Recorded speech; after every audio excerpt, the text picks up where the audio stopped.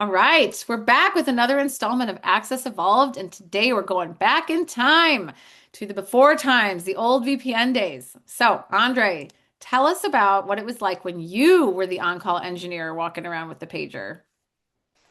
Well, spoiler alert, it wasn't that much fun. But back then it was an actual pager. People actually forget about that, but it was an actual pager. And when you got paged, you would run home because, that's where the internet was. So that has changed now. Like most of us, we just have something like PagerDuty on our phone. We have our Mhm. laptop with us. We can tether. So that makes it a little bit easier. But it does mean that you're not just carrying around your phone and your laptop. You're carrying around these expectations that if something breaks, you drop everything and fix it no matter where you are, right? And that means planning your entire life around a 15-minute response window.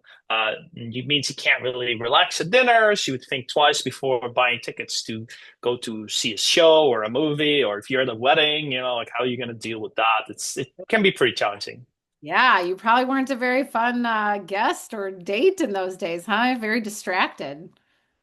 Yeah. No, it's definitely a lot of pressure. But it's not just being on call on like the weekdays, the birthdays.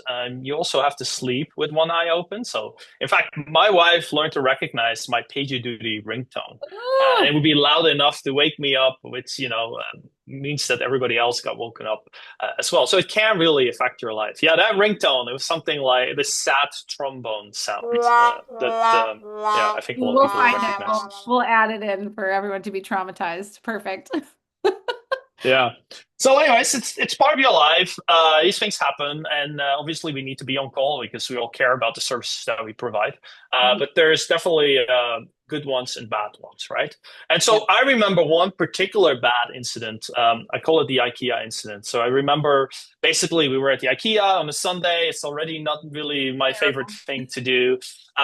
Luckily, I just ordered some meatballs, so that was a little bit better. And the phone goes off, right? There's an alert, an incident. So I gotta run, through the maze of people to the parking lot, find my car, tether my phone to my laptop, fire up a VPN to read my email, fire up the other VPN to connect to the data center, hope it all works well together, doesn't drop, etc.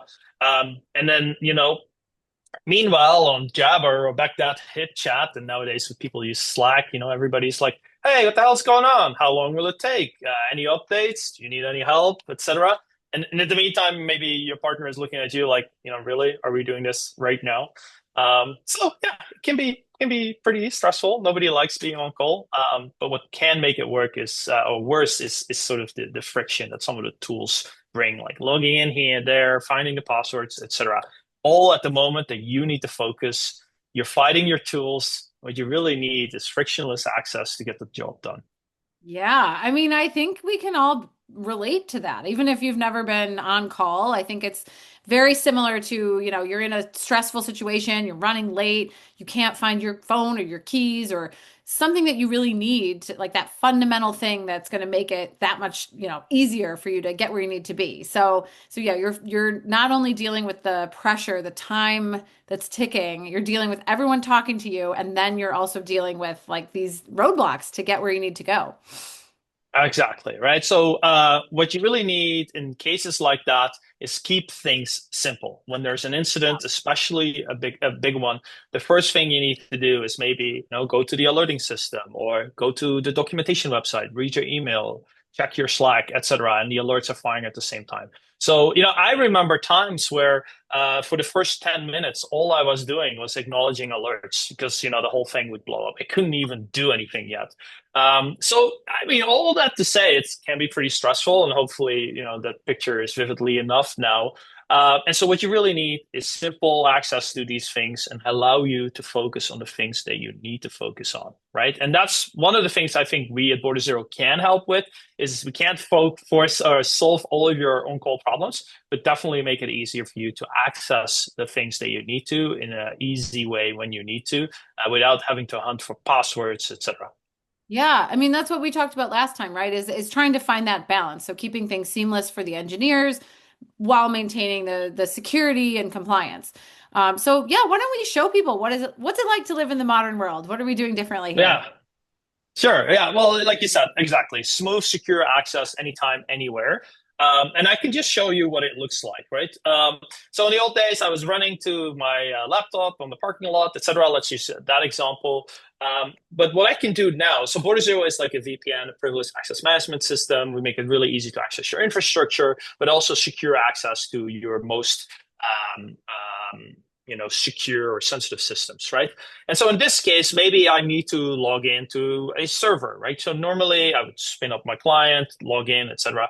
But one of the really cool things, in addition to the way you're already working, is with Border Zero, we provide this really awesome web client, which is a full VPN WireGuard in the browser, which is kind of bananas to think with. But yeah, so then if let me just show you what it looks like. So I would log in and I can see everything I have access to. So the alert is just fired off. We have an integration with PagerDuty, and PagerDuty can immediately give me access to all the things that I need access to, right? And so I would log in maybe to this server and execute some commands, right? Troubleshoot something. Or maybe if it's a database issue, I might log in, execute some queries, and show maybe all the long-lived queries to see which ones are hanging. Or maybe we did really well and our system is blowing up because a lot of people are accessing our application, and I just need to scale up the deployment in Kubernetes. So all Okay. of that I can now do from my phone, right? So that is a big stark difference, and this is one example where I could maybe continue eating my meatballs with one hand and scale up the systems with the other hand, and that's Yeah. just one example of how we make it easier. Yeah. I mean, it sounds pretty magical. So a full VPN replacement in your browser. But I guess the big question is, we talked about those roadblocks earlier in the old days. The goal was to keep infrastructure secure. So is this as secure? Yeah, I think that's a great question. So I argue it's actually more secure, and that's kind of the fascinating part. So it's easier for the engineers to access this stuff, but it's also more secure. And there's definitely sort of this misconception that like more friction, more roadblocks means more security. But here it's the opposite. So here as a user, I pull out my phone, I log in, and I log into everything with my SSO identity. Like that's a big win. Mhm. And then for the security folks, they actually get more visibility and control than sort of in the old world. So because normally you would just get access to the whole network, or I would log into a Bastion host, and then from there I have access to a gazillion things. Here, I only have access to the things I may need access to, right? So there's a lot of context we can pull in. We can integrate it with PagerDuty, or you can just set the rules that you need, that you want to provide to that particular user. And then the security folks can see exactly, hey, it was user Andree who logged into this server and executed this command, right? You can Mhm. full session replay. Or maybe he logged into this database and executed these queries. And then finally, he logged into that Kubernetes cluster and he scaled up that particular deployment. So you'll see exactly it was this user from an IP address on the IKEA parking lot at this point in time. And this is exactly what he did. So I think that is really cool. You can actually have more security because it's finer grained, much more narrow access, much more visibility. And then for me as a user, it was easier as well. Yeah, I can picture it. So you're juggling your IKEA meatballs in one hand and you've got doing your Fix troubleshooting. my issues with the other hand. Yeah, Amazing. yeah, exactly. Yeah, And that's really what Access Evolved is all about. So we're rethinking access from first principles and designing the way for engineers to actually work and live, to have that balance. So yeah, I think, we touched on it a little bit this time, but next time let's dig deeper into what separates Border Zero from a regular VPN. We go way beyond. absolutely. Stick around. We got more stories, more demos, and maybe some more IKEA moments. Yeah, put your recipes in the comments. I'm sure you have lots. All right.